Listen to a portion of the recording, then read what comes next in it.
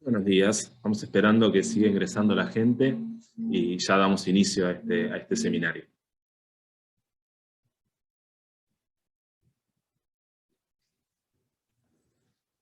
Bueno, ya empezamos, bienvenidos a este espacio Mega QM, ¿no? Continuamos con esta serie de entrevistas que venimos haciendo siempre con el objetivo de acercar la opinión de personas calificadas que entiendan nuestra economía, que entiendan nuestro mercado, para ayudarnos siempre en el proceso de toma de decisiones.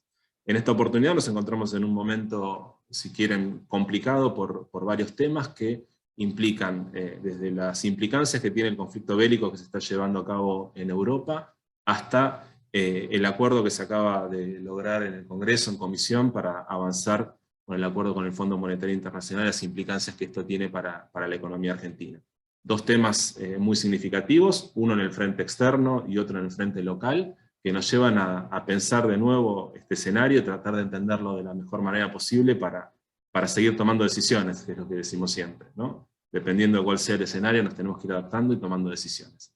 Para eso contamos hoy con la presencia de Emanuel Álvarez Agis, que ya lo hemos tenido en otras oportunidades y que siempre nos ha resultado muy enriquecedor. ¿Qué tal, Emanuel? Buen día, ¿cómo te va?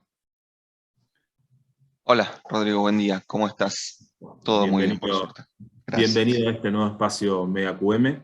eh, ¿No? Como decimos nosotros, mucho más que dos gestoras, ¿no? Hemos ampliado esta familia, hemos ampliado este auditorio y es un gusto tenerte acá de nuevo.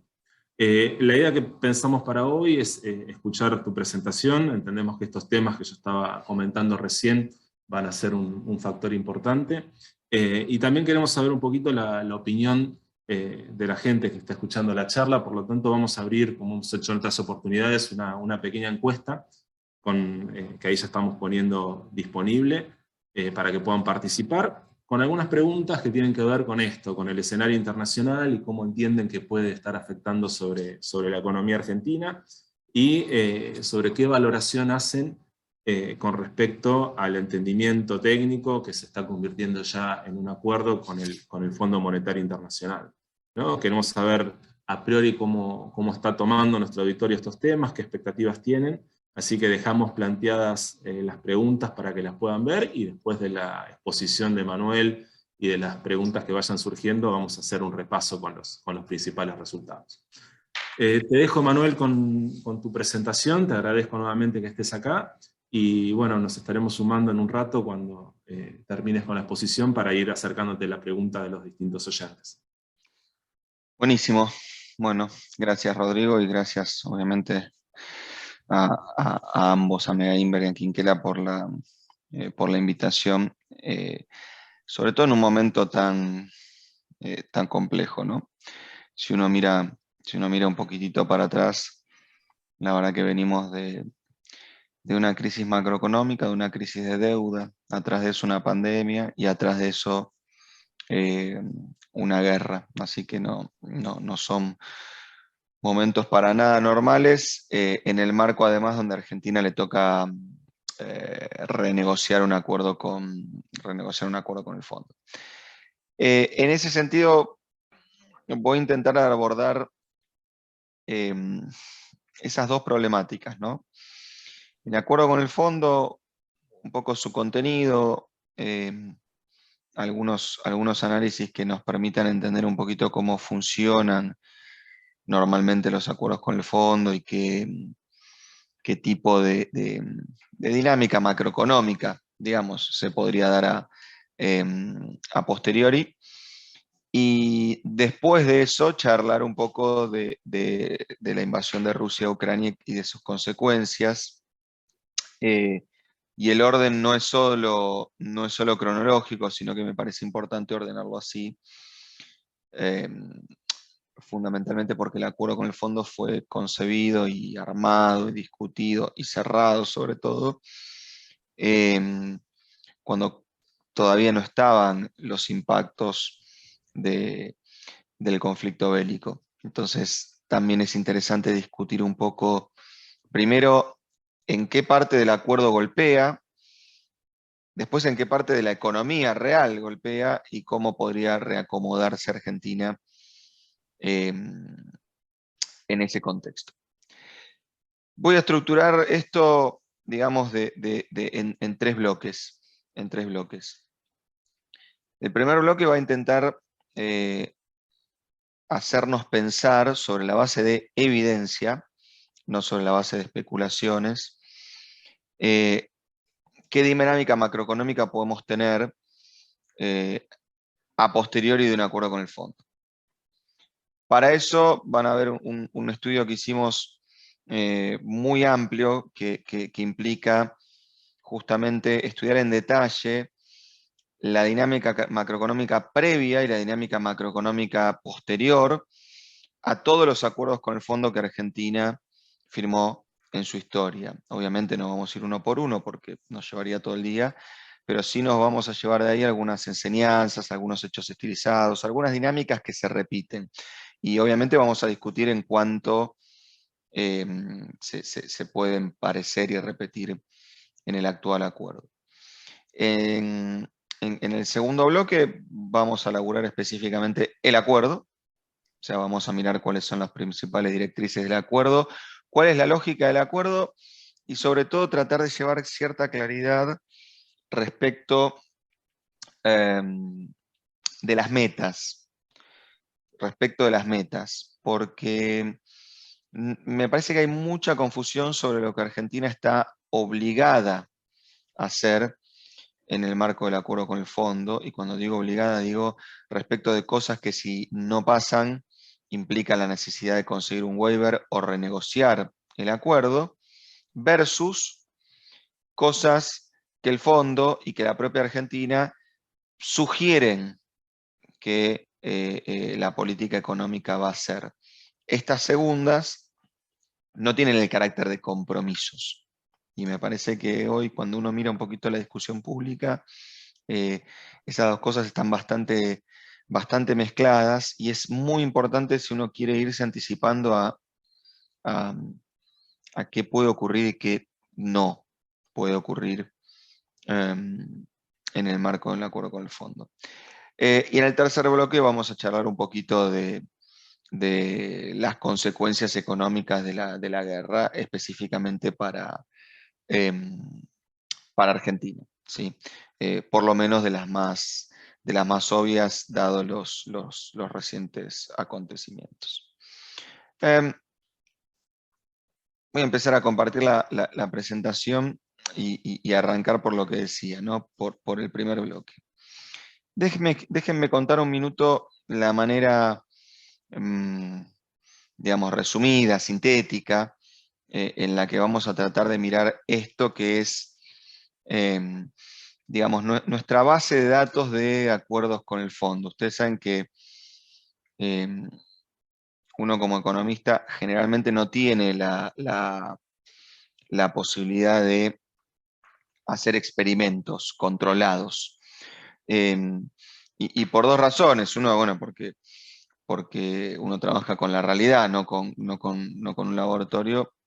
Y en segundo lugar, porque gran parte de lo que uno necesita para que un experimento lo lleve a alguna conclusión es la capacidad de poder repetir ese experimento en las mismas circunstancias para controlar a ver si los resultados son consecuencia del fenómeno que uno está estudiando o salieron de pura casualidad. Lamentablemente, en el caso de Argentina, en materia de acuerdos con el fondo, hay para hacer dulce de leche, digamos, hay mucha experiencia. Y hay muchos experimentos, desafortunadamente, entre Argentina y el fondo. Usualmente se dice que Argentina tuvo 22 acuerdos con el fondo. En realidad, cuando uno se refiere a 22 acuerdos, se está refiriendo a los acuerdos y a las revisiones de esos acuerdos. Si uno suma las dos cosas, está hablando de 22 memorándums, digamos, en la historia de Argentina con el fondo. Pero, por ejemplo, para refrescar un poco la memoria, en el Standby Agreement de 2018, que se firma en junio del 2018, ese fue un memorándum que después tuvo 4 revisiones, con lo cual en realidad el Standby Agreement del 2018 son 5 acuerdos. Metodológicamente nosotros lo que hicimos es agarrar los acuerdos madre, no las revisiones, porque justamente queremos ver qué pasa cuando el acuerdo se resetea, por así decirlo, o estamos hablando de un nuevo acuerdo. Y este punto es importante en el caso de ahora, el 2022, porque esta no es una revisión del acuerdo. Nosotros ahora, en vez de un Standby Agreement, vamos a tener un Extending Fund Facility, otro tipo de acuerdo de otras características que ahora vamos a charlar.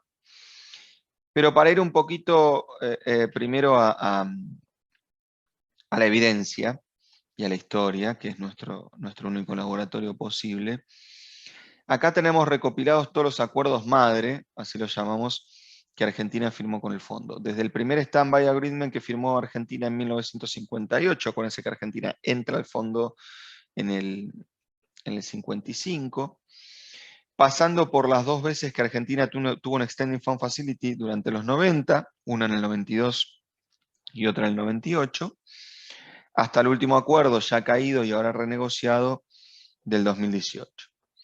Entonces, para cada uno de esos acuerdos, lo que hicimos es resumir la macroeconomía del acuerdo. Y para resumir la macroeconomía del acuerdo, lo que hicimos fue construir una base de datos sobre la base de 7 variables, que para nosotros, digamos, con esas 7 variables uno podría decir que la macro está completamente descrita. Esas 7 variables son el tipo de cambio nominal, la inflación, la tasa de interés, el Producto Bruto Interno, la cuenta corriente, la cuenta fiscal, el resultado fiscal y las reservas internacionales. Esta es una primera tabla que resume el día después del acuerdo con el fondo. Y explico muy sencillamente cómo se lee. Digamos, si uno voy a ir a la memoria más reciente, donde todos seguramente más o menos se acordarán. Si uno va al Standby Agreement de 2018, que se firmó en junio de ese año, esta tabla se lee de manera relativamente sencilla. A 12 meses vista de junio del 2018, el tipo de cambio nominal se había devaluado 47%. Mientras que a 12 meses vista de haber firmado ese acuerdo con el fondo, la inflación había acumulado 56%. A 3 meses de haber firmado el acuerdo, y acá usamos 3 meses porque la tasa de interés suele ser un instrumento de corto plazo, la tasa de interés había subido 12 puntos. A un año vista del acuerdo, el producto se había caído 3 puntos, se había generado una recesión de 3 puntos. La cuenta corriente, este es el cambio en la cuenta corriente. La cuenta corriente había mejorado en 4 puntos del PBI. Este es el cambio en el resultado fiscal. El resultado fiscal primario prácticamente no había mejorado. Y este es el cambio porcentual en las reservas brutas. Las reservas brutas habían subido 4% nada más, a 12 meses del acuerdo. Con esta lógica están mirados todos los acuerdos, pero claro, si uno acá mira la mediana de esa dinámica, esta enseñanza puede estar, digamos, estos hechos estilizados pueden estar un poco sesgados. ¿Por qué? Porque en realidad uno acá está promediando, digamos, peras con manzanas, ¿no? Porque está promediando, por ejemplo, regímenes cambiarios distintos. Estos ceros en la línea del tipo de cambio nominal ocurren por definición, porque durante los 90 uno tenía un régimen de tipo de cambio fijo. No tiene mucho sentido promediar esa situación con un régimen de tipo de cambio flexible. Por ejemplo, en este otro caso, en los acuerdos firmados en los 80, uno tiene un régimen monetario de inflación alta o incluso de hiperinflación. Recuerden que para los economistas el régimen de inflación en el que estamos actualmente es de inflación media, no de inflación alta. Entonces, lo que hicimos a posteriori de construir esta base de datos es ir limpiando de la base los regímenes macroeconómicos que no eran comparables con el actual régimen macroeconómico. Obviamente la definición de régimen macroeconómico es un poco arbitraria, Pero básicamente lo que salta a la luz y lo que salta a la vista y lo que vamos a usar como definición de régimen macroeconómico en este caso, tiene que ver con periodos de inflación crónica. Con periodos de inflación crónica, o sea, periodos donde la economía viene con inflaciones medias o altas, pero no hiperinflaciones y tampoco deflaciones, como en los 90. Entonces, que la economía viene con inflación media o alta durante muchos años seguidos. Inflación crónica. Entonces, vamos ahora a hacer un poquito de doble clic adentro de esos periodos. Fíjense, lo primero a lo que queremos apuntar es a decir, bueno, como lo principal de la economía argentina, ¿no? Cómo se movió la economía argentina en lo que nos desvela todos los días, que es básicamente la dinámica del dólar y la dinámica de la inflación. Acá tenemos 4 stand-by agreement comparados, el del 62, el del 67, el del 77 y el del 2018, en gráficos que tienen meses abajo y siempre tienen un recorrido de 12 meses, donde el mes 0 es el mes en el cual se firma el acuerdo, y donde la curva roja siempre representa la inflación acumulada, a 12 meses vista, por supuesto, y la curva azul representa la devaluación nominal acumulada. Fíjense que en todos los casos, con diferencias importantes que ahora vamos a charlar, a 12 meses vista, la inflación queda por arriba de la devaluación. 25% de inflación acumulada después de haber firmado el stand-by agreement del 62 versus 15% de inflación, versus 15% de devaluación acumulada. En el 67 con tipo de cambio fijo, pero inflación inercial, 25% de devaluación contra 0 de inflación, perdón, contra 0 de devaluación. En el 67 cambia la escala, pero sigue siendo una situación estable. Ya vamos a un régimen de inflación alta, donde 12 meses después del acuerdo la inflación había acumulado 280% y la devaluación había acumulado 180%. Y fíjense solo la inspección visual de las curvas, la montaña rusa que fue el stand-by agreement de 2018, donde al final de esos 12 meses la inflación le había ganado por algunos puntos a la devaluación, pero a lo largo del acuerdo la dinámica fue bastante caótica. Una fuerte depreciación de la moneda al principio, que generó un primer overshooting, y un segundo periodo de devaluación un poco más moderado, que generó un segundo overshooting. Lo que es interesante de estas curvas, perdón, es que al margen de que el acuerdo incluya explícita o implícitamente una corrección discreta del tipo de cambio al inicio, como acá o como acá, cuando uno está en un contexto de inflación inercial, de inflación estructural, de inflación crónica, lo que suele ocurrir es que, llamemos a esto largo plazo para una economía como la Argentina, en el largo plazo la inflación termina corriendo por arriba de la devaluación. Y eso tiene algunas razones técnicas que ahora quiero desmenuzar. Vamos a mirarlo de otra manera. Vamos a agarrar el tipo de cambio nominal de cada acuerdo y lo vamos a deflactar por la inflación de cada acuerdo a 12 meses vista de cada uno de los eventos. Entonces, fíjense que estamos partiendo de 100 en el caso de todos los acuerdos y estamos mirando qué pasó con, no digo el tipo de cambio real porque falta incluir la inflación internacional, pero qué pasó con el tipo de cambio nominal deflactado por la inflación a 12 meses vista de todos los acuerdos. Primer conclusión básica, en todos los casos la inflación le ganó a la devaluación, el tipo de cambio real se apreció. Poquito, y el mínimo en el caso de 2018, muchísimo en el caso del 58. Y la razón para entender estas diferencias es súper sencilla, súper sencilla. Cómo el gobierno de ese momento, en el 58, se bancó una apreciación de la moneda de prácticamente 40 puntos. Me vuelvo a machetear un cachito con nuestra tabla, dijimos 58, porque en el 58 el desembolso del fondo más un shock internacional del precio de las materias primas de carácter positivo implicó que Argentina, a 12 meses vista del acuerdo, había duplicado las reservas. A 12 meses vista del stand-by agreement en el 2018, las reservas habían aumentado 121%. Con tamaña cantidad de dólares en el Banco Central, el gobierno pudo usar como ancla del acuerdo el tipo de cambio nominal.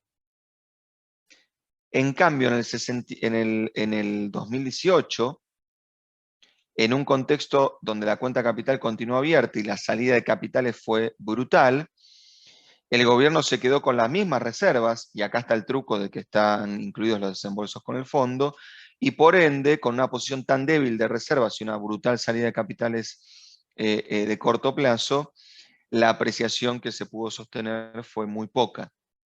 Pero en todos los casos, en contextos de inflación crónica, los precios le terminaron ganando la dinámica del tipo de cambio.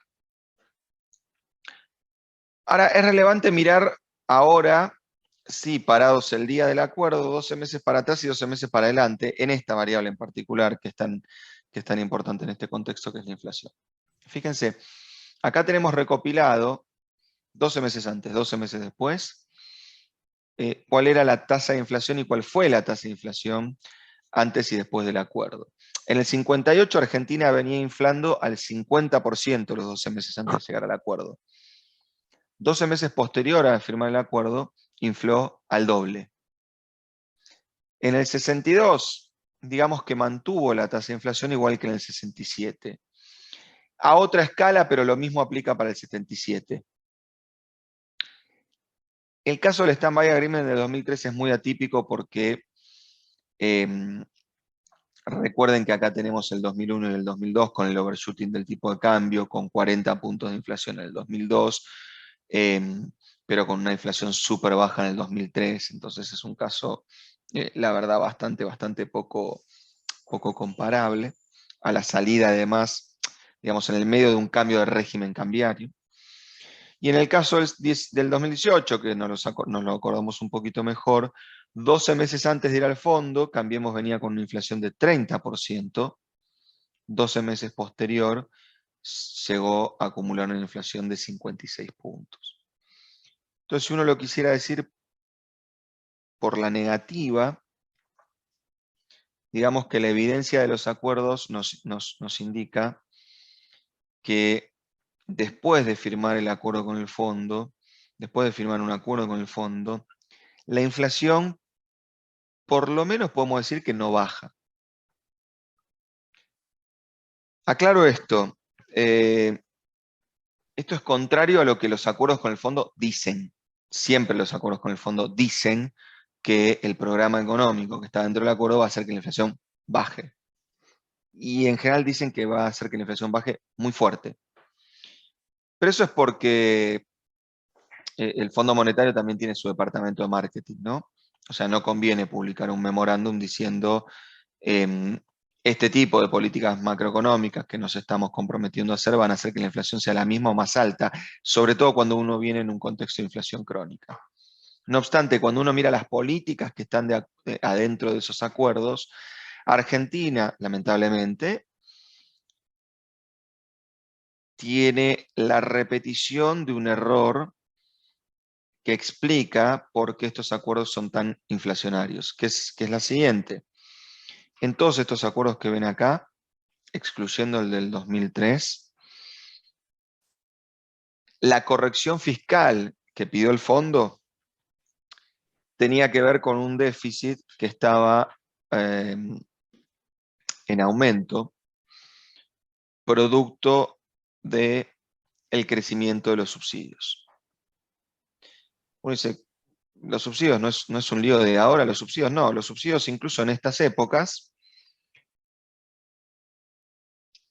ocurren como resultado de que políticas fiscales de gobiernos, miren, los años bastante disímiles entre sí, que lo que hacían es decir, bueno, una de las cosas que quiero hacer para mejorar las condiciones económicas de la población es poner servicios públicos baratos a disposición de la población.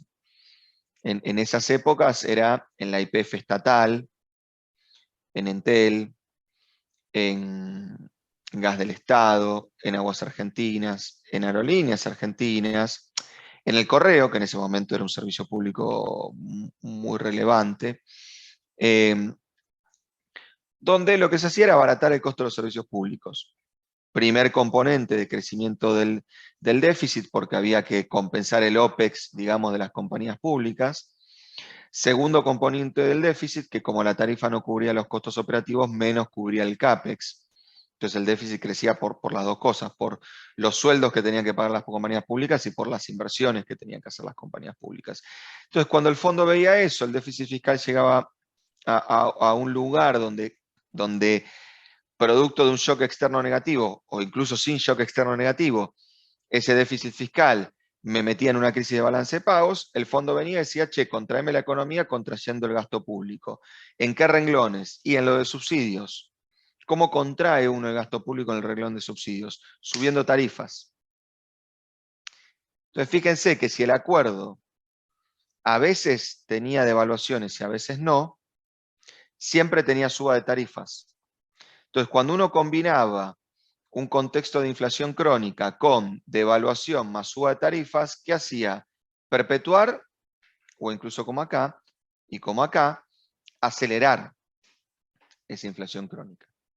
Y esa es la razón por la cual al final la inflación seguía de largo y se llevaba puesto al tipo de cambio. Pero de vuelta, la tarea del fondo no es bajar la inflación. La tarea del fondo es solucionar crisis de balance de pagos. Y en ese sentido, en general, el fondo hace bien su trabajo.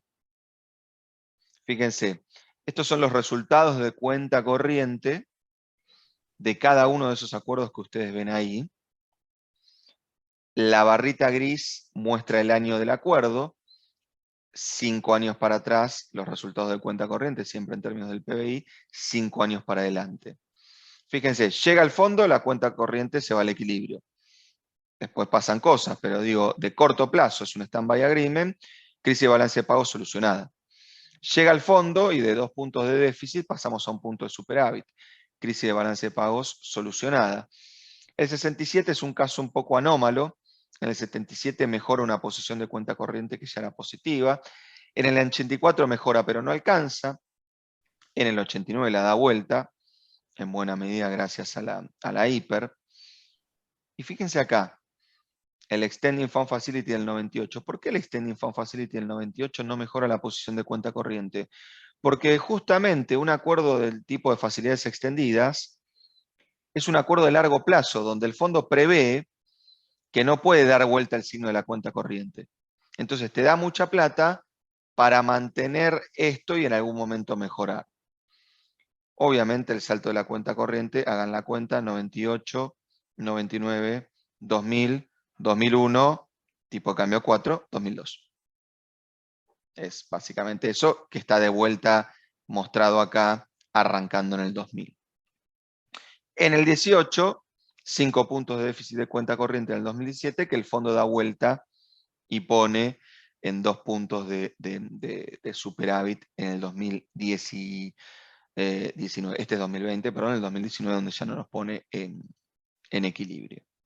Entonces el fondo soluciona los problemas que viene a solucionar, pero hay que tener claro cuál es el problema que viene a solucionar. Una crisis de balance de pagos, no la inflación, no la pobreza, no el crecimiento. Todo eso es el departamento de marketing que hace muy bien su trabajo. Entonces ahora sí, para concluir esta sección, limpio de los acuerdos con el fondo, que es promediar peras con manzana. Dejo solo las peras, dejo solo los acuerdos que se firmaron en contextos de inflación crónica.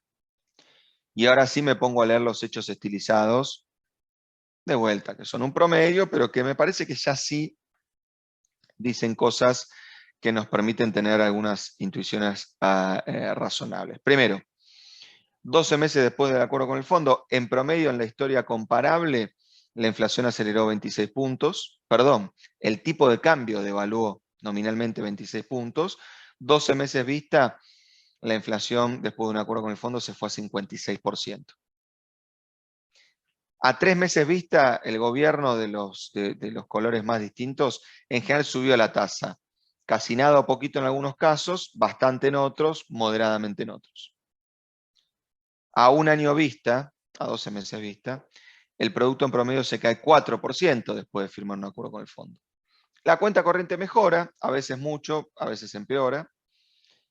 El resultado fiscal ni mejora ni empeora. ¿Por qué? Bueno, porque a pesar de que el acuerdo muchas veces tiene correcciones fuertes del gasto, esta recesión muchas veces me lleva puesta la recaudación. Y entonces el efecto ese se compensa. Y paradójicamente el fondo viene a reducir el déficit fiscal, pero muchas veces lo deja sin cambios. Fíjense que en los cambios en el déficit fiscal no llegan ni a 1% del producto en estos casos. Y por último, en general, los acuerdos con el fondo fortalecen mucho las reservas internacionales. Muchísimo algunas veces, muy poco si dejas la cuenta capital abierta en el medio de una crisis de deuda. Dado que a 12 meses después de un acuerdo con el fondo inflo el 56 y el producto se me cae 4, no es raro que algunos políticos con mucha experiencia en la historia argentina, sin haber visto esta tabla y hecho este análisis, intuitivamente digan, no me gusta hacer un acuerdo con el fondo. Porque la experiencia indica que en general, no importa si los cumplimos o lo incumplimos, la experiencia indica que las dos principales variables que pueden explicar el voto, la inflación y el crecimiento, se comportan de manera bastante negativa. Tal vez habiendo aprendido algo de esa experiencia y con mucha incidencia de la política en evitar meterse en ese tipo de dinámicas a posteriori en un acuerdo con el fondo, que además ni siquiera había que ir a estudiarlo a los libros de historias. Teníamos la evidencia del 2018 donde uno puede decir sin temor a equivocarse que Cambiemos pierde las elecciones y genera la anomalía latinoamericana de un presidente no religiendo, culpa fundamentalmente del acuerdo con el fondo. No digo culpa porque fue culpa del fondo, no del gobierno. Estoy diciendo la política económica incluida adentro del acuerdo con el fondo, le gustara, Cambiemos, no le gustara, el fondo obligó, acompañó, lo que sea. El acuerdo con el fondo firmado e implementado es la razón básica por la cual Cambiemos pierde las elecciones. Y la razón económica básica por la cual Cambiemos pierde las elecciones es porque el acuerdo genera una devaluación fuerte, que además atrás acelera la inflación y la duplica, ya que atrás de eso mete a la economía en una brutal recesión.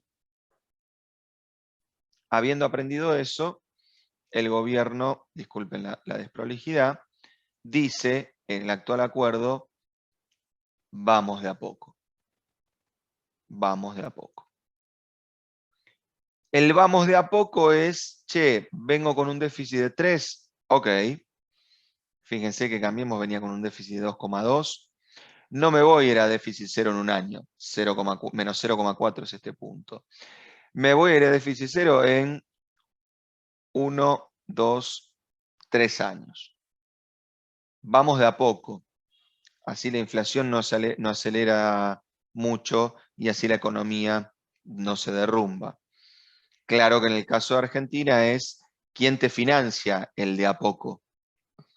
Entonces, primer punto del acuerdo, muy importante, no es solo el punto de que hay que reducir 0,5 el déficit fiscal, sino que la reducción de medio punto de déficit fiscal en 2022 es lo que el acuerdo denomina un performance criteria, o sea, un criterio de desempeño. Y criterio de desempeño, en criollo, es una meta a la cual te obligás. Si no bajo medio punto el déficit fiscal este año, o renegocio o pido un waiver. Mucha gente dice, si el gobierno no baja los subsidios a la energía, incumple el acuerdo. Falso. porque bajar los subsidios a la energía medio punto, 0,6 en realidad, es un criterio indicativo, no un criterio de desempeño. ¿Qué significa eso? Que el fondo dice, che, vos te comprometés conmigo a bajar medio punto el déficit. Ese es el compromiso. El gobierno y el fondo acuerdan que la mejor manera de cumplir ese compromiso sería reducir los subsidios a la energía 0,6% en términos del PBI. Pero si el gobierno, en vez de hacer eso, pone un impuesto a los ricos o echa la mitad de los empleados públicos, me voy a los dos lados de la grieta, y con eso baja medio punto el déficit, el fondo le dice, ok, tarea cumplida. No lo hiciste con los subsidios, yo pensaba que era mejor así, pero no implica un incumplimiento el cómo. A lo que el gobierno se compromete es a un delivery de medio punto menos de subsidio. A lo segundo que se compromete es que ese hueco, de ese bache de 2,5% del producto, solo puede ser llenado por la emisión monetaria con 1% del producto. O sea, de los 15.000 millones de dólares de déficit del año que viene, solo puedo financiarlos con emisión monetaria en 5.000 millones de dólares, que cuando uno ve la historia, dice, che, guarda que este nivel de emisión monetaria, que este nivel de financiamiento monetario del déficit, es complicado, incluso para un Cambiemos en 2019 emitiendo cero, incluso para la historia reciente del kirchnerismo, salgamos de pandemia y mitad de pandemia. Esta reducción de la emisión monetaria parece fuerte, pero, segundo punto, anomalía o cosa destacable, rara del acuerdo, es que hay un compromiso respecto al nivel de financiamiento del Banco Central al fisco, pero no hay un compromiso respecto de la dinámica de la base monetaria. Esto también es una meta. Si el Banco Central financia más que del 1% del PBI al fisco, el gobierno incumple el acuerdo. Es 1% del PBI. Y es 1% del PBI nominal real. Del PBI nominal que de verdad tengamos. Dato súper importante para estar atento. Tercer compromiso, que si no lo cumplís, vas a una revisión, es que las reservas internacionales tienen que subir 5.000 millones de dólares en el primer año. Esos son los tres compromisos. ¿Cómo lo logremos? Cosa nuestra. Hay indicaciones de cómo lograrlo, pero cosa nuestra. En particular, el compromiso sobre las reservas, prácticamente Argentina lo cumple porque el fondo desembolsa, disculpen un poco la desprolijidad, desembolsa este año, acá estamos, en términos netos, 5.000 millones de dólares. Esto es súper interesante por lo siguiente, por una cuestión de la lógica del acuerdo. Me quedo acá. Usualmente cuando uno se compromete a un tipo de política fiscal y política monetaria con el fondo, es porque, digamos, como economistas, pensamos que el gobierno, modificando algunas variables exógenas, que son las variables que puede controlar la política económica, el tipo de cambio nominal, la tasa de interés nominal, el nivel de gasto, el nivel de impuestos, modificando esas variables exógenas, moviendo esas palancas, va a generar, por la dinámica propia de la economía de mercado, ciertos resultados en las variables endógenas, o en las variables objetivos o en las metas. En este caso, el nivel de déficit fiscal, en este caso, el nivel de reservas internacionales. Entonces uno dice, ok, el fondo me pide que mantenga el tipo de cambio real a los niveles de enero del 2022 y que ponga una tasa de interés que esté por arriba de la inflación, variables exógenas, para que las reservas internacionales crezcan en 5.000 millones de dólares, como resultado de que el Banco Central en su interacción en el mercado de cambios termine comprando más reservas que la que termina vendiendo. ¿Por cuánto? Por 5.000 millones de dólares. Bueno, yo diría que leyendo bien el acuerdo es al revés. El fondo usualmente te pide que hagas una política monetaria para que acumules reservas. Yo diría que esta vez el fondo nos paga para que hagamos una política monetaria razonable. O sea, el fondo nos dice, che, te pongo 5 lucas, pero por favor, no atrases el tipo de cambio y subí un poco la tasa de interés, así los pesos se hacen un poco más atractivos. Noten que los 5.000 millones de dólares no son el resultado de que hay más exportaciones y o menos importaciones. Noten que tampoco es el resultado de que hay una lluvia de inversiones porque la inversión extranjera directa mira esta política monetaria y dice, me encanta Argentina, me tiro de cabeza. Todo eso puede pasar o puede no pasar, pero en el acuerdo, el que pone la meta de reservas internacionales es el fondo. O sea, que la vamos a cumplir, ¿no? Porque digo, si no, es como que es el fondo el que te hace cumplir lo que vos te comprometiste a cumplir con el fondo. Esa parte es exótica y creo que es un gran logro del acuerdo porque evita caer en el optimismo que usualmente caen los acuerdos en materia de la dinámica de las reservas internacionales, que es, che, como firmé un acuerdo con el fondo, calmo las expectativas, mejoro los rendimientos y eso hace que el Banco Central se ponga a comprar dólares. Eso asumía el acuerdo del 2018 y no pasó. Acuérdense que el acuerdo del 2018 tenía un fuerte optimismo respecto de la dinámica del mercado y respecto de la dinámica financiera de Argentina. Recuerdo brevemente, el acuerdo del 2018, firmado en junio de ese año, tenía dentro del programa financiero el supuesto de que Argentina podía refinanciar en el mercado internacional de capitales 22.000 millones de dólares en el cuarto trimestre de ese año. Eso decía el programa financiero que estaba adentro del acuerdo con el FMI en junio del 2018.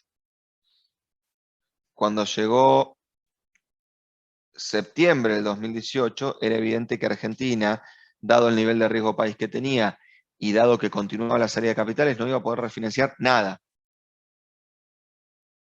En ese momento el fondo pagó por su optimismo, porque los 22.000 millones de dólares de vencimiento de deuda no fue rolling del mercado, fue desembolsos del fondo. En este caso, no es que el fondo dice, como firmaste conmigo y nos comprometimos a reducir el déficit, subir la tasa, no atrasar el tipo de cambio, entonces el mercado le va a vender al Banco Central 5.000 millones de dólares. Más bien dice, por la duda los pongo yo y veo si eso ayuda a estabilizar la economía.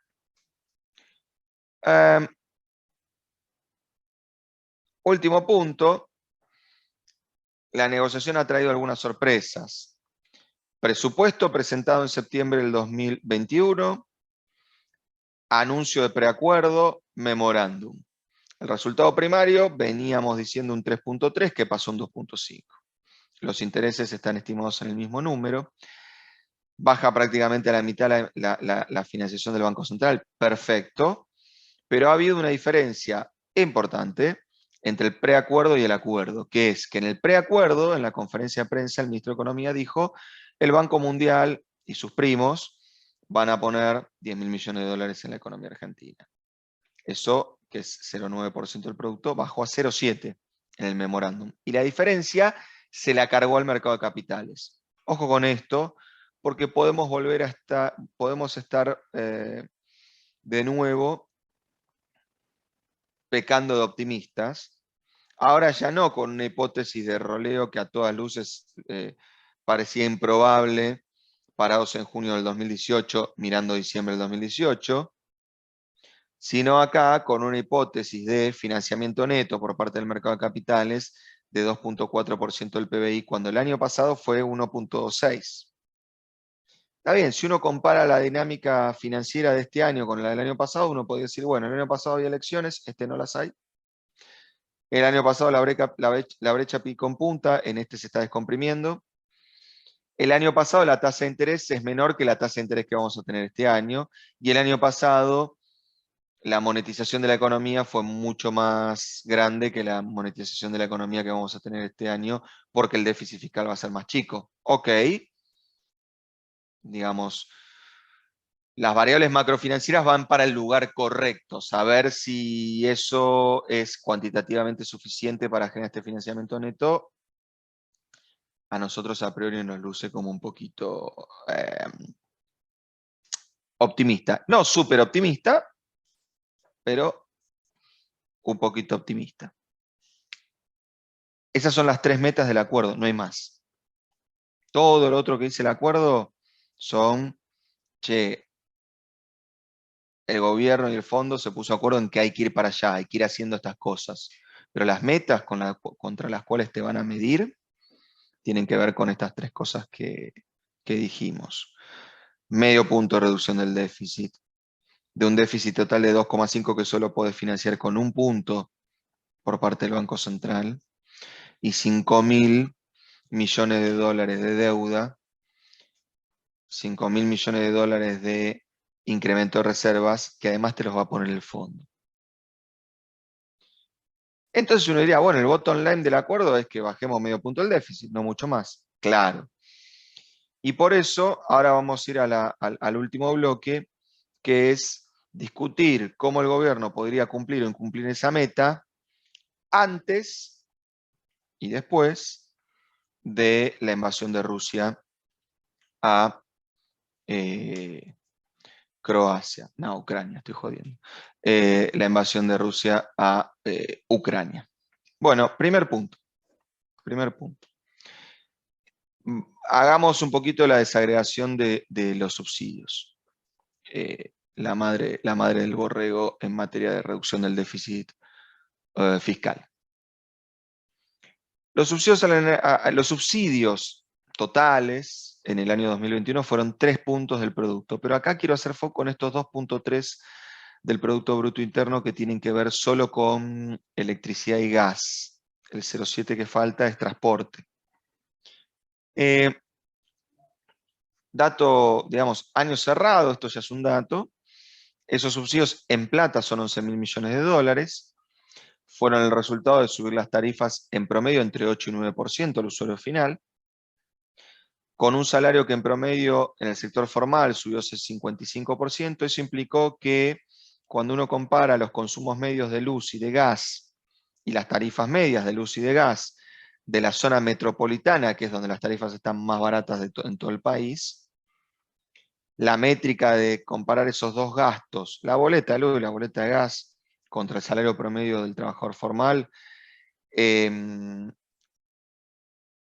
ratio se ubica en el 3% del salario.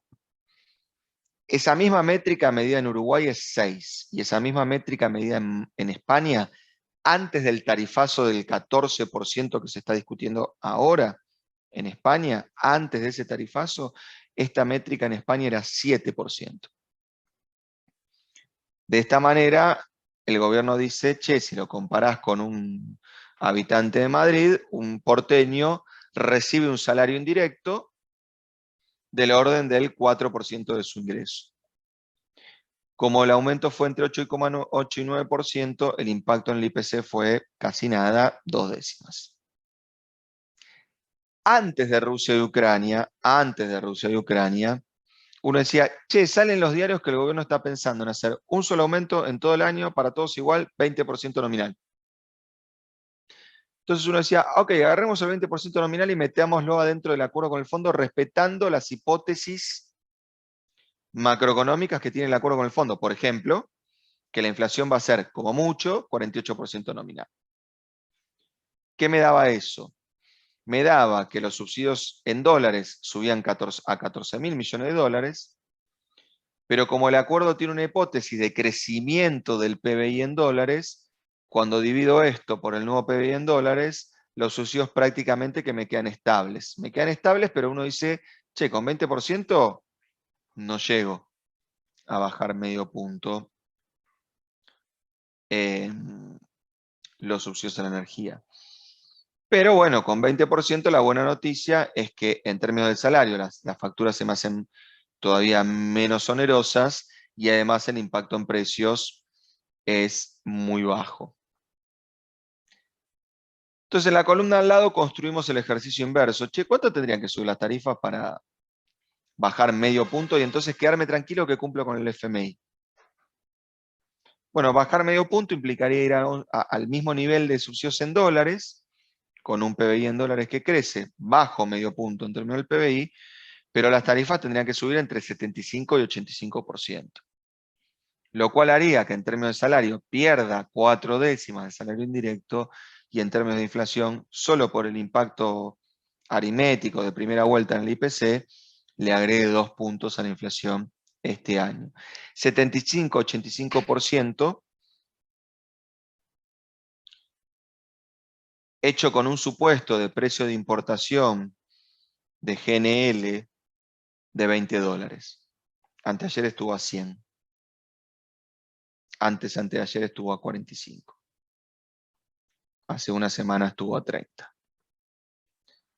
Entonces, toda esta dinámica cambió dramáticamente como consecuencia de la invasión de Rusia a Ucrania. Y de hecho, como el gobierno había cerrado los números antes de la invasión de Rusia a Ucrania, pero el texto lo escribió en el medio de la invasión a Rusia a Ucrania, puso un warning así de grande en el acuerdo que dice: todo esto que estamos charlando de los subsidios puede estar sustantivamente modificado por la situación internacional. Déjenme para cerrar darles una intuición de cómo se modifica este renglón del fisco y solo en un aspecto la macroeconomía argentina como consecuencia de el conflicto bélico. Primer punto, hagamos un approach a los subsidios. Esto es un despelote, pero lo voy a usar yo de machete, ¿no? No voy a hacer mucho lío con esto, pero básicamente son 3 líneas muy sencillas que me definen la importación de GNL que hace Argentina, la importación de gas de Bolivia vía el gasoducto que hace Argentina y el combustible líquido, fuel y gasoil que usan las centrales eléctricas en Argentina. Estos son los precios a los cuales Argentina en el 2021 pagó estos combustibles. Estos son las cantidades en millón de BTU y este es el valor, el P por Q de estos precios. En GNL gastamos $1.000 millones, a Bolivia le pagamos algo parecido y en combustibles también algo parecido. En combustibles que van para Camesa, digamos, con las centrales eléctricas también algo parecido, con lo cual la factura del año pasado fueron $3.000 millones de importación. Problema 1, antes de Rusia y Ucrania, era que Bolivia ya avisó que en vez de 4.600 millones de metros cúbicos, va a mandar 2.800. Entonces, este faltante de gas lo reparto entre acá y acá, que además a los precios pre-Rusia de Ucrania, en vez de $8 el millón de BTU, el barco valía 20. Bolivia, que son muy buenos negociando, me manda menos gas más caro, $7, y el combustible líquido, el fuel, el gasoil, en vez de 15 valía 18. Entonces uno decía en enero de este año, ojo, porque en vez de 3.200 voy a gastar 5.800, un diferencial de 2.600 millones de dólares. Con el GNL a 20,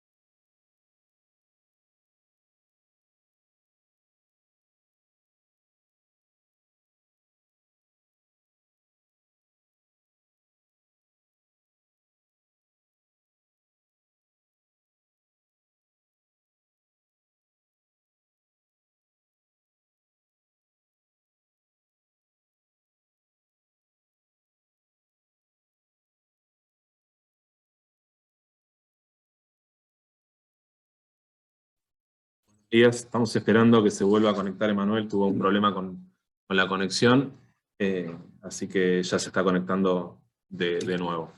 Mientras tanto, les pedimos que por favor nos vayan pasando sus preguntas a través del link de preguntas y respuestas que tenemos por debajo, y si pueden que vayan completando la votación, así analizamos las respuestas que nos han ido enviando.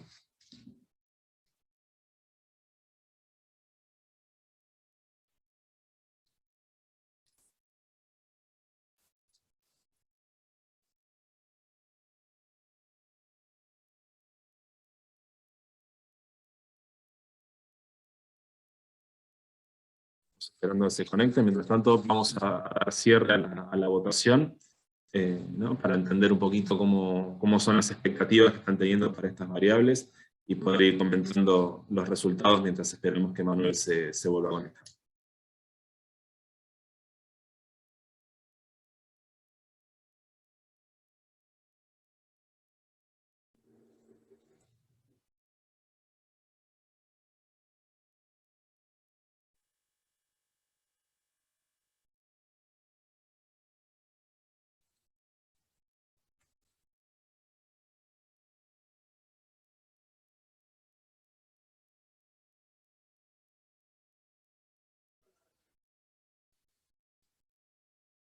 Las preguntas que teníamos mientras se van procesando los resultados, ahí tenemos ya los resultados. La primera decía, el escenario internacional ha cambiado en los últimos meses, con mayor inflación a nivel mundial y con un conflicto bélico en Europa que ha afectado el precio de los principales commodities. Justo el tema que Emanuel estaba planteando cuando se cortó la comunicación.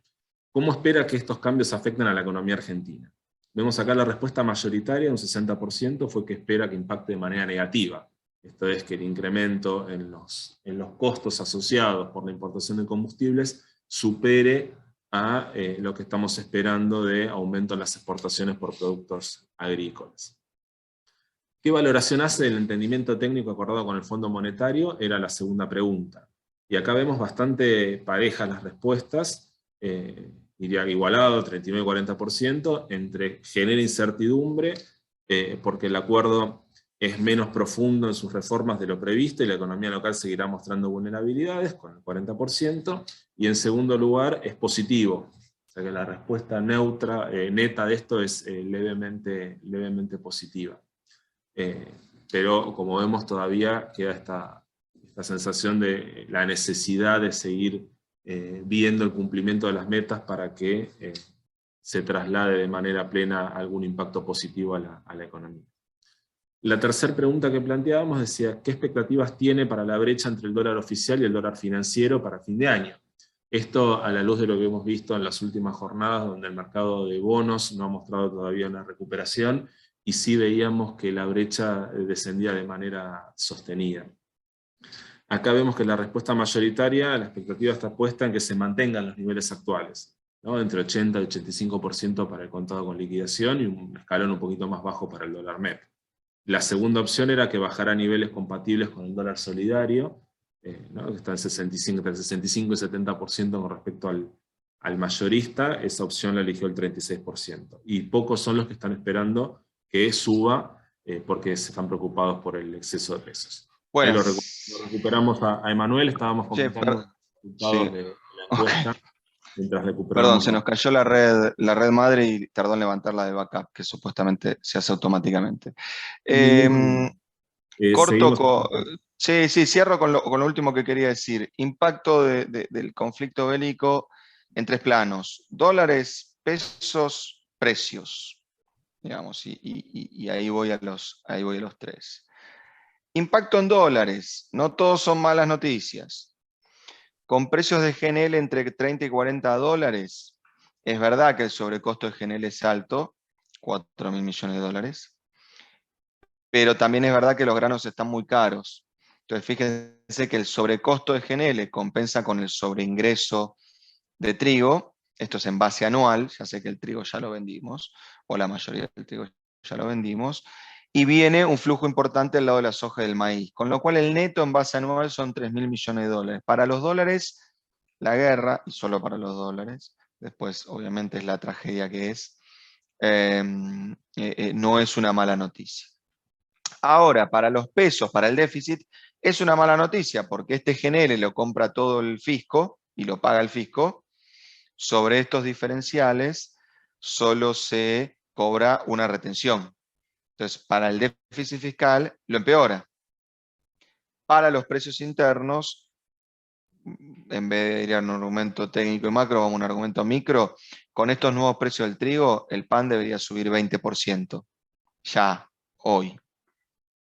O sea que para los precios internos, esto va a poner en tensión la inflación núcleo. Y entonces, con esto cerramos, Rusia y Ucrania ponen en tensión dos aspectos: al fisco y a los subsidios, y a la dinámica de precios internos, y con eso a la política monetaria. Escenario más probable: es muy difícil pensar que Argentina, con estos nuevos precios internacionales, pueda reducir los subsidios a la energía este año. Eso va a desatar una renegociación, probablemente. Ojalá que la guerra se termine y los precios vuelvan a la normalidad. No parece ser el caso.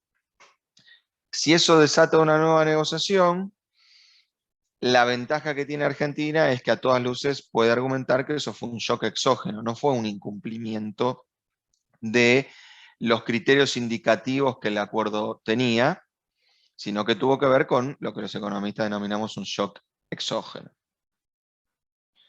Ahora bien, si ese shock exógeno hace que, por ejemplo, repitamos el nivel de déficit fiscal del año pasado, alguien lo va a tener que financiar. Dijimos que el mercado de capitales ya aparecía como muy estresado a priori para un nivel de déficit de 2,5. Difícil que el fondo quiera aumentar su exposición a Argentina, más de lo que la está aumentando este año. El escenario más probable es que ajustemos como siempre ajustamos, con un poco más de emisión monetaria. Ahora, si el impacto de precios se mantiene y eso acelera la inflación núcleo, la política monetaria va a tener que reaccionar y va a tener que reaccionar rápido. Y si la política monetaria reacciona, rápidamente la pauta del acuerdo de 48% de inflación como cota máxima, que luce como optimista, va a tener que ser dejada de lado. Ningún costo para la realidad y para los supuestos con los cuales trabajamos todos los que hacemos en economía argentina, pero sí con un costo político importante. Pero de vuelta, la tasa de interés de la política monetaria hoy en base mensual es 3,5%. La inflación núcleo de los últimos 7 meses, con excepción de diciembre, está abajo de 3,5%.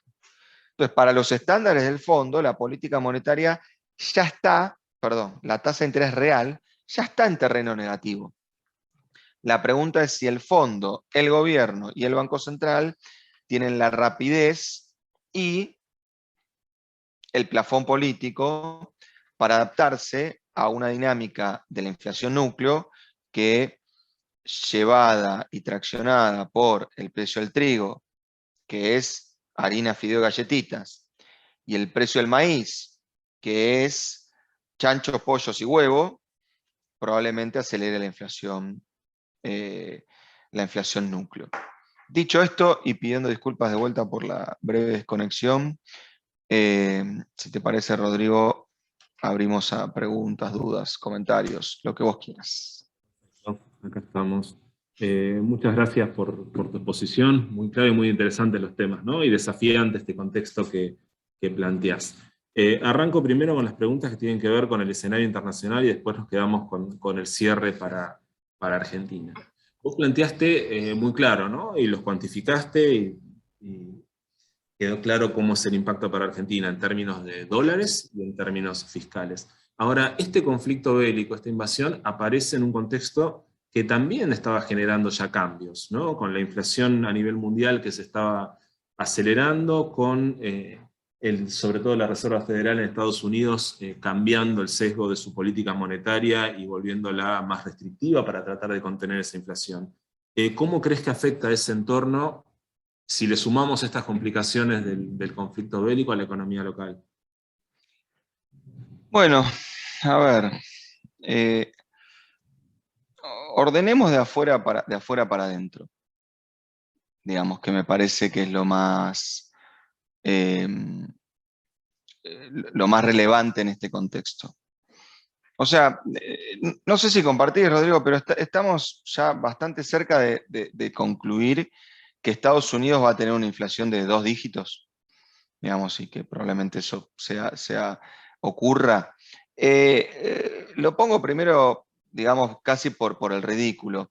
Difícil que si Estados Unidos está duplicando su inflación y acercándose a una inflación de 2 dígitos, nosotros podamos reducir la tasa de inflación de Argentina en ese contexto, dado que venimos con un problema estructural súper importante, ¿sí? Y además, dado que el shock inflacionario, de vuelta, Argentina no tiene inflación del 50% por Rusia y Ucrania, porque no había ninguna guerra. Desde 2008 a la fecha no hubo ninguna que generara este impacto en los precios internacionales. Ahora, lo que los economistas bien entendemos es que cuando uno viene en contextos inerciales de inflación, cualquier shock negativo a algún precio relevante, lo que hace es cambiarte toda la dinámica de la inflación. A diferencia de cuando vos venís en un contexto monetario ordenado, donde simplemente la inflación acelera aritméticamente hablando, digamos, y después volvés a tu tasa de inflación pasada. Entonces, si a eso le sumamos que hay ciertas herramientas que, por ejemplo, usan Rusia y Ucrania, que son grandes productores de granos, que nosotros por cuestiones políticas nos hemos inhibido de usar, retenciones, fideicomisos, cupos, cuotas, etc. Bueno, el escenario más probable es que en cumplimiento del acuerdo con el fondo, la inflación en Argentina acelere respecto del año pasado. Entonces ahí hay dos chances. O la paritaria empieza a correr de atrás, pero más rápido, y entonces consolidamos esa nueva tasa de inflación, o algo en la macroeconomía argentina funciona de ancla. Pero el acuerdo no parece querer usar ningún ancla de manera, digamos, decidida. Entonces, me parece que la única resultante de todo esto es que lamentablemente la inflación va a subir. Bien, vos empezaste analizando los acuerdos históricos de Argentina y una de las conclusiones a las que llegaste es justamente esta. Dijiste, la inflación va a ser más alta. Históricamente ha sido más alta, pero también planteaste que el tipo de cambio se quedaba atrás, ¿no? Y dijiste, olvidémonos un poquito de lo que dice el acuerdo del memorándum de entendimiento. Estos acuerdos en general terminan con inflación más alta que el tipo de cambio. Quiero entender un poquito cómo estás viendo este equilibrio entre inflación, tasa de interés y tipo de cambio, ¿no? Porque dijiste inflación acelerándose, tipo de cambio dijiste quedándose un poco con respecto a la inflación. ¿Te ayuda estos 10 puntos que estás planteando de inflación internacional para que eso no genere un deterioro del tipo de cambio real? No necesitas que inflación y tipo de cambio sean iguales. Y en el medio me quedan las tasas de interés, que vos dijiste están quedando negativas en términos reales con esta aceleración inflacionaria. ¿Cómo te imaginás ese equilibrio que para nosotros es súper relevante porque es lo que miramos siempre para decidir las estrategias de inversión? Bueno, mira, voy a darte una respuesta un cachito compleja, pero porque lamentablemente cuando uno está en un acuerdo con el fondo tiene que pensar en dos planos, el plano del acuerdo y el plano de la realidad. Vamos al plano del acuerdo. En el plano del acuerdo, la política monetaria está perfecta. ¿Por qué? Porque el acuerdo tiene un rango medio de inflación del 42%. Y la devaluación, a este ritmo que estamos viendo diario, está en el orden del 35%. Entonces vos dirías, che, estás atrasando, número bruto, 7% del tipo de cambio. No, porque la inflación de Estados Unidos estaba en 7. Entonces, en el papel, en el acuerdo, en los supuestos del acuerdo, el tipo de cambio real está constante. Entonces, ahí es donde hablo de la velocidad de reacción, y ese es un problema cuando uno tiene un acuerdo con el fondo. Porque cualquier banco central de cualquier parte del mundo que no estuviera en un acuerdo con el fondo puede decir, che, choca los precios internacionales. Primera pregunta, ¿transitorio o permanente? Segunda cuestión, pará, no importa si es transitorio o permanente, estoy en un país donde hay inflación inercial, con lo cual los shocks transitorios, salvo que haga algo, se me transforman en permanentes. Ergo, subí la tasa y devaluó más rápido. Pero eso habría que hacerlo así, en cuestiones de 1 a 2 semanas, y decir, mirá, no vamos ni siquiera al rango superior de la tasa de inflación que está incluida en el acuerdo, y entonces si yo pienso que la inflación va a ser 50 y la inflación de Estados Unidos va a ser 10, tengo que devaluar al 40. Pero si pienso que va a ser 60 y la inflación de Estados Unidos va a ser 10, tengo que devaluar al 50. Lo tengo que hacer rápido. Lo tengo que hacer rápido. El problema para mí de los acuerdos con el fondo es que es como estar en terapia intensiva operando y que el médico tenga que ir a un comité a discutir qué hace. Para estas situaciones es bien complejo. Entonces, en tu opinión, tendríamos que estar esperando algún cambio rápido en el ritmo de depreciación y en la tasa de interés para adaptarlo a este contexto inflacionario. Sí, y yo espero que ese cambio no demoremos hasta la primera revisión, porque 3 meses con un diferencial de 10, 15 puntos nominales es mucho. Es un montón. Bien, planteaste el tema de tarifas, planteamos el tema de la tasa de interés.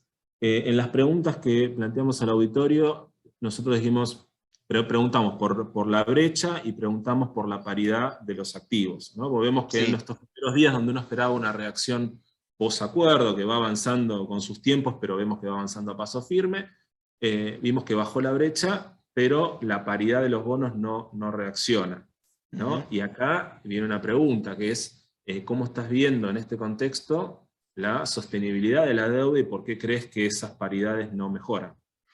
Bueno, te diría que de 3 meses a esta parte, cuando uno mira el empeoramiento de las paridades de Argentina, no está muy distinto de lo que le pasó a todos los emergentes. Claro que estamos hablando de muchos escalones abajo Argentina. O sea, bajó todo parejo, pero Argentina venía rindiendo 18. Entonces, bajar desde 18 duele, digamos, si lleva los bonos a paridades de entre el 29 y el 35%. Me parece que la paridad tiene más que ver con un evento exógeno a Argentina. En el caso de la brecha hay, digamos, una serie de cuestiones que nos hacen ser positivos y un elefante o dos elefantes que nos hacen ser negativos. La serie de cuestiones que nos hacen ser positivos es, número uno, el acuerdo despeja cierta incertidumbre, cierta incertidumbre. La mala noticia del acuerdo para algunos es que es gradual. Ahora, la buena noticia que es indiscutible del acuerdo es que el acuerdo mueve al gobierno en una dirección donde el gobierno no se quería mover. Y por eso generó resistencia, porque si el acuerdo hubiese sido, che, sigan haciendo lo mismo, bueno, obviamente no genera mucha resistencia política, digo. Entonces, esa incertidumbre yo creo que la saca un poco del plano. El segundo punto es que técnicamente hablando el acuerdo tiene más tasa y menos monetización. Razones técnicas para pensar que la brecha baja. Insisto, si hay más tasa de a poquito y menos monetización de a poquito, la brecha baja de a poquito. No tiene sentido pensar, salvo que las elasticidades sean, las sensibilidades de la demanda de dinero sean enormes, lo cual en Argentina más bien son muy pequeñas. No tiene sentido pensar que vos movés las palancas en sintonía fina y la brecha se cae como un piano. Eso no va a pasar. Ahora, hay dos elefantes que cada vez que ven que la brecha baja 10 mangos, hacen la cuenta con el carry que ya se llevaron del año pasado y dicen, hermoso momento para irse. Y entonces la brecha siempre baja, piso y sube. Baja, piso y sube. Porque lamentablemente deduzco que el fondo evalúa una operación de canje de pesos por dólares, como lo vimos en finales de 2020, como una operación de deuda. Y entonces dice, a grosso modo, no emitas al 20. Sin embargo, yo creo que como macroeconomistas nosotros tenemos que evaluar las operaciones de canje de dólares por pesos como una operación de cambios. A ver, los hedge funds que se quedaron atrapados en la curva de pesos tienen el doble de las reservas que tiene el Banco Central, al tipo de cambio paralelo, y quieren irse hoy. Eso es presión sobre la brecha. Si vos los podés sacar dentro de 10 años, o sea, si vos le podés cambiar los pesos, digamos, le querés cambiar los pesos por los dólares hoy, no tenemos. O sea que si querés hacerlo es a un precio muy, muy alto. Y además se lo tenés que cambiar al oficial, con lo cual ni quiero pensar en esos escenarios. Ahora, si porque quedaron atrapados te aceptan salir en dólares mañana, yo diría, como operación de cambios está buenísima. Y como operación de cambios te va a reducir la brecha y eso te va a mejorar tu posición de reservas y eso te va a mejorar tu sostenibilidad de deuda. Me molesta mucho que el fondo lo piense, digamos, solamente con las anteojeras, decir la curva, rendimiento, no salgan. Me parece que ese es un factor negativo para la brecha y espero que por lo menos el gobierno siga haciendo los intentos de empujar para que eso ocurra. Ahora, vos estás planteando esta operación para descomprimir un poco el segmento de pesos, para descomprimir la brecha, y esto me lleva a pensar inmediatamente con uno de los temas que no se plantearon en el fondo y que vos lo destacaste en tu presentación. No hay metas monetarias más allá de la restricción de emisión primaria. En un contexto donde tenemos casi 10 puntos de pasivos remunerados con respecto al PBI, donde estamos planteando tasas reales positivas y donde la emisión vía intereses y vía compra de reservas ahora también va a tener un rol. ¿Cómo te imaginas ese equilibrio? ¿Qué pueden estar pensando? ¿Y por qué no figura en el acuerdo? Eh, a ver, yo he tenido oportunidad en el pasado de charlar varias veces con el nuevo titular del hemisferio sur del fondo, ¿no? Ilan Goldfond, que viene a ser presidente del Banco Central de Brasil, ¿no? Y muy destacado.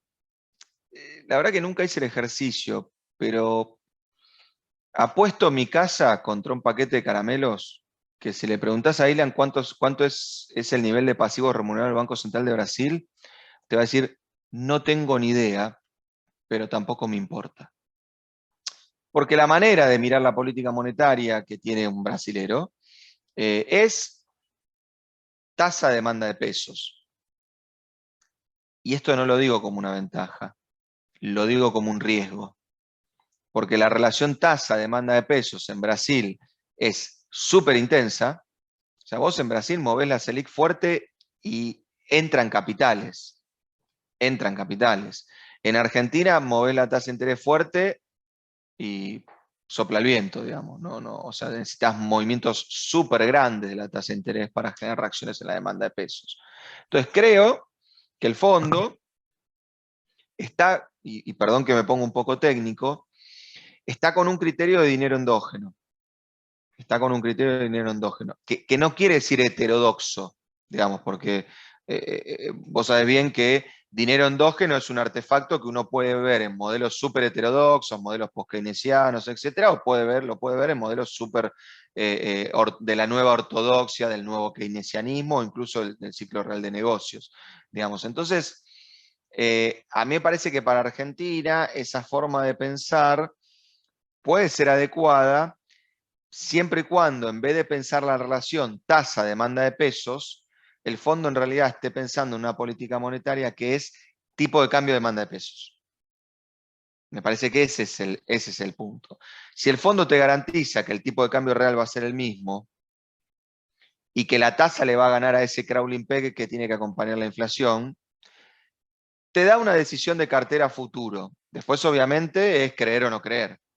Es creer o no creer. Ahora, y último punto, hay un lío bárbaro, porque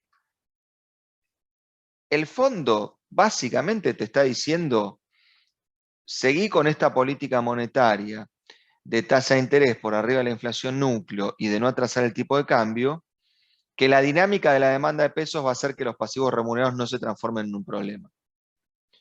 Y que tu switch en la financiación del déficit desde Banco Central a mercado de capitales te va a generar una economía más sana. Al mismo tiempo que está pasando eso, insisto, dirigidos por una persona en el Fondo Monetario que nadie podría acusar de heterodoxo, y menos de kirchnerista. Bueno, al mismo tiempo está pasando eso, yo escucho referentes de la oposición que empiezan a decir, cuidado con la bomba de los pesos. Y me parece relevante, porque estamos a 2 años de las elecciones, no estamos a 10 años de las elecciones. Entonces, me parece que hay un debate necesario sobre la política cambiaria, monetaria y financiera en el marco del acuerdo con el fondo para generar algunos consensos básicos de qué es estabilizar la macroeconomía argentina. Si estabilizar la macroeconomía argentina no es poder tener un mercado de pesos sólido y profundo, bueno, quememos todos los libros. Digo, y quememos Historia Monetaria de Estados Unidos de Friedman y Schwartz, y quememos la teoría general de Keynes, porque en los dos el mercado de deuda doméstica es súper importante. Me dejaste la pelota picando justo para una de las últimas preguntas que tenía, que tiene que ver justamente con el rol que puede tener el mercado de capitales local para financiar, y vos planteaste un número de 2,4 puntos de PBI este año, ¿no? Con estos desafíos, con esto que planteas de la tasa, un mercado que sabemos que cuando estira un poco de plazo lo hace solamente con mecanismos indexados, porque tiene duda con respecto al nivel de la tasa de interés.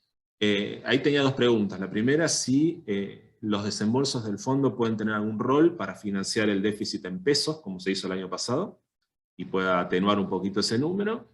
Y la otra es cómo veías que podía encarar el Ministerio de Economía esa necesidad de obtener esos 2,4 puntos del PBI y estirar plazos en simultáneo. Si le veías algún rol a instrumentos de tasa variable que hoy todavía no están muy presentes. Claro.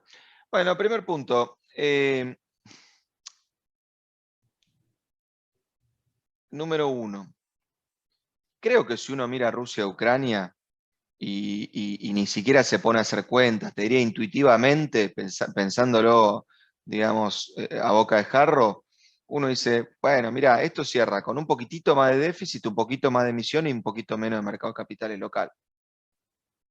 Eso me parece que sería una corrección, dado el shock exógeno que nos acabamos de comer, razonable. Porque además, lo que seguro financia el fisco es el ingreso en dólares de organismos internacionales, que no es menor, son 7/10 del producto, son casi 6.000, 7.000 millones de dólares, es mucho. Ahora, también hay un cambio de composición indicativo en el criterio de financiación del déficit, que implica no solo llevar a los bancos desde el estacionamiento del Banco Central al estacionamiento del Tesoro, sino que además dentro del estacionamiento del Tesoro, digamos, la recomendación es sacarlos del estacionamiento donde hay inflación y meterlos en el estacionamiento donde hay tasa. Entonces, el Banco Central ha empezado a hacer esto, ¿sí? Y básicamente, ¿qué hace? Y bueno, te empieza a poner, viste, conitos en los estacionamientos del Banco Central. Che, te dice, che, los pases, no, está ocupado, está reservado para otra gente. La LELIX, no, para otra gente. Y eso te va llevando al estacionamiento del Tesoro. Ahora, por lo que acabo de decir, que es la experiencia histórica de los acuerdos con el fondo, por los contenidos propios del acuerdo con el fondo y por el impacto en precios internos del conflicto Rusia-Ucrania, falta tasa. Porque la expectativa de ser, digo, imagínate que un inversor estadounidense está comprando la curva de ser de Estados Unidos, ¿no? O sea, imagínate que los inversores de Estados Unidos están diciendo, che, vamos a bonos indexados por inflación de Estados Unidos porque la tasa queda corta y porque encima la Fed viene, digamos, con pie de plomo. Bueno, imagínate en Argentina, que multiplica todo eso por 10.000 puntos básicos. Entonces En creo ese que queda escenario, corta la tasa. sí, ¿no habría margen para emisiones a tasa variable? Creo que sí, creo que ¿No? sí, creo que el Tesoro se tiene que poner, digamos, imaginativo y me parece que una inversión a tasa, una emisión a tasa variable comparte un poco el riesgo además, y además el otro punto es, permite diversificar un poco, ¿no? Permite diversificar un poco, porque lo que digo es, a ver, al final, el cepo es como, viste, cuando viene la azafata en el avión y te dice carne o pasta. O sea, vos decís, qué bueno que no hay solo carne y también hay pasta, pero no es que te podés pedir, viste, pescado. O sea, carne o pasta. Entonces, esto es cero tasa, cero tasa, cero tasa. Bueno, porque si querés salir del avión, buena suerte.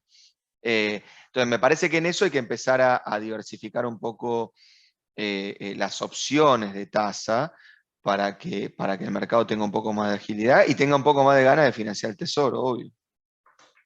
¿Y cómo ves los controles cambiarios en ese contexto, ¿no? El fondo plantea un esquema gradual queda como muy gradual, ¿no? Hasta que logres normalizar. Claro, sí, gradual empezando en 2 años, ¿no? Claro. Y ahí gradual. No, los veo iguales, los veo en el corto plazo iguales, con, qué sé yo, mover los nominales del ALE30, dado que el Banco Central no interviene más en el ALE30, no tiene ningún efecto. Digamos, o sea, ya ese rulo no se podía, ese rulo se dejó de poder hacer, y cuando el Banco Central dejó de intervenir en la L30 ya no hubo más rulo, con lo cual los nominales me parece que son un poco anecdóticos en ese mercado. Yo creo que el fondo en ese sentido tiene muy marcada a fuego la experiencia de Islandia. En Islandia empezaron a aflojar los controles de cambio cuando las reservas crecieron, no al revés. Entonces acá hay que esperar a la meta de reservas de 2022 y ahí pararse y decir, ¿estamos para aflojar algo? Sí o no. Quiero anticipar el problema. Probablemente las reservas este año crezcan y cuando nos paremos a decir, ¿estamos para aflojar o no? Vienen las elecciones. Y las últimas elecciones a Argentina en promedio le costaron entre 10.000 y 20.000 millones de dólares de caída de reservas. Y nada me hace pensar que la elección del 2023 sea más amable, digamos, que la del 2015 o que la de 2019. Voy leyendo acá las preguntas e insisten algunas con el tema de el atractivo que puedan generar o no los globales. Y lo plantean por el lado del bajo cupón que tienen, y el nivel alto de inflación que tenés en Estados Unidos. Si esto no puede estar jugando en contra, ¿no?, de esa recuperación en las paridades, a pesar del escenario que vos decías. Dentro de todo, lo que Obvio. veo de tu presentación es que el acuerdo es razonable y tiene un sendero que tiene sus desafíos, sus dificultades, pero lo ves positivo. Sí, a ver, lo veo positivo en lo coyuntural, ¿no? O sea, no es que el acuerdo va a modificar los problemas estructurales que tiene Argentina. Yo en los globales sigo pensando que hay un problema de posición técnica que se lleva puesto todos los otros problemas, pero posición técnica en este sentido. Si vos tenés 2.000 palos saliendo a cuentagota de Argentina, seamos sinceros, no es que un hedge fund vende TX22, compra GD41 y al otro día dice, qué bueno, che, que en la cartera pudimos tener un GD41, no me gustaba el TX22. Al otro día, ¿qué hace? Vende el GD41. Entonces, por eso no es un puzzle que mejore la brecha, pero empeoren las paridades. Porque en realidad lo que está pasando es que del otro lado de la frontera, la posición está para vender. Ahora, esto a mí me genera cierta preocupación cuando empiezo a mirar los plazos, ¿no? Digo, el acuerdo me parece bien que sea gradual, estábamos para eso, nadie esperaba algo mucho más exigente, pero en 2025 tengo que estar en el mercado de capitales y hoy tengo 1.800 puntos de riesgo país. Digo, ¿existe un sendero como para ir logrando esa convergencia? Mira, acá me voy a remitir a la única vez en la historia que vi hacer eso. No conozco todos los casos, pero es muy cercana la experiencia y en ciertos sentidos homologable. Cuando ganó Lula, el riesgo país era 2.000, hubo un golpe al mercado, una salida de capitales y Lula firmó con Cardoso, puso a alguien en el Banco Central, a alguien en Economía. Al año, Lula tenía 500 puntos de riesgo país, exactamente al año. Bueno, decime quién es Lula, decime quién es Cardoso, yo te digo quién va al Banco Central y quién va al Ministerio de Economía, pero no encuentro la posibilidad de ese anclaje político que te permita acceder al mercado en 2025. Porque cuando accedas al mercado en 2025, lo mejor que te va a poder pasar es que patees esto 4 o 5 años para adelante, tomando deuda para pagar vencimientos.